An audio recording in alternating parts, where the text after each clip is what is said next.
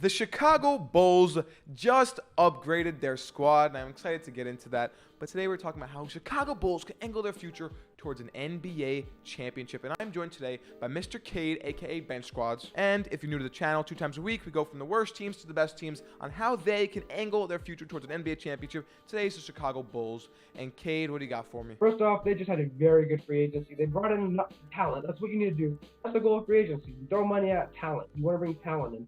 Whether it fits or not, you get the talent. And they did that. They did that well. And they have a squad that I think will be a playoff team next year. Contending, probably not, but they'll be in the playoffs next year. A lot of people are saying they're contenders, and I'm going to be honest, I don't think so. Don't get me wrong. They upgraded their roster in the past year like crazy. Additions like Vucevic, Lonzo, DeMar. And their lineup looking like Lonzo at the 1, Zach LaVine at the 2, DeMar at the 3, Vucevic at the 5. Who's even their starting 4? Whoever it is. Who? Patrick Williams. Oh, Patrick Williams. Okay. But like I said, I just think it's a team that I don't know if it'll mesh well. Like, obviously Lonzo, that point guard, I like Lonzo there. I like even Zach at the 2. But I don't know if DeMar's game fits that team. Like, everyone could relatively shoot. Like, Vucevic could shoot, not bad, I guess. Lonzo could shoot now. Zach LaVine has been chopper, 44, 45%. Yeah.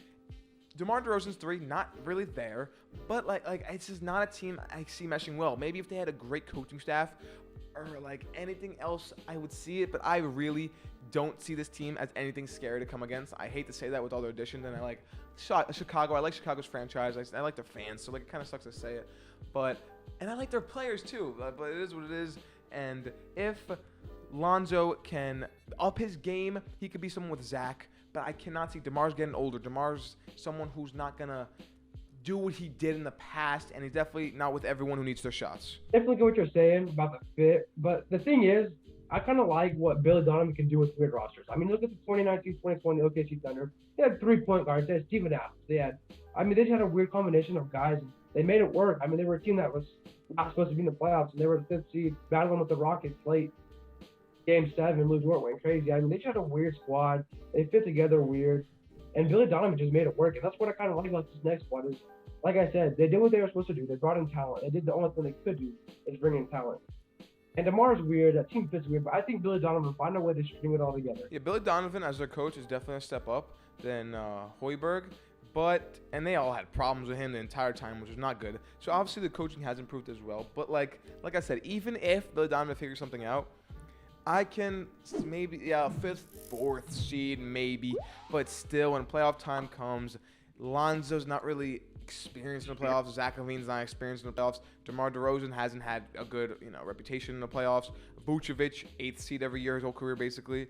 Like, I don't see them making noise. Even if they do get a decent seed, I see them, maybe get past the first round. Definitely not the second round. And I wouldn't be surprised if this team is kind of a flop. Like, I hate to say that. I wouldn't be surprised if they get bounced in the play-in tournament like that. Like, I had no hate, but that's just what I feel. I feel like a young team can maybe sneak up and take them because I feel like they're just a weird fit. Maybe 1 year to get used to the chemistry. Chemistry is important. So maybe the second year make a little bit more noise. I just don't see them as a scary contending team, but definitely a step up in the past. Since 2015 they won a playoff series, or 14, whatever that was.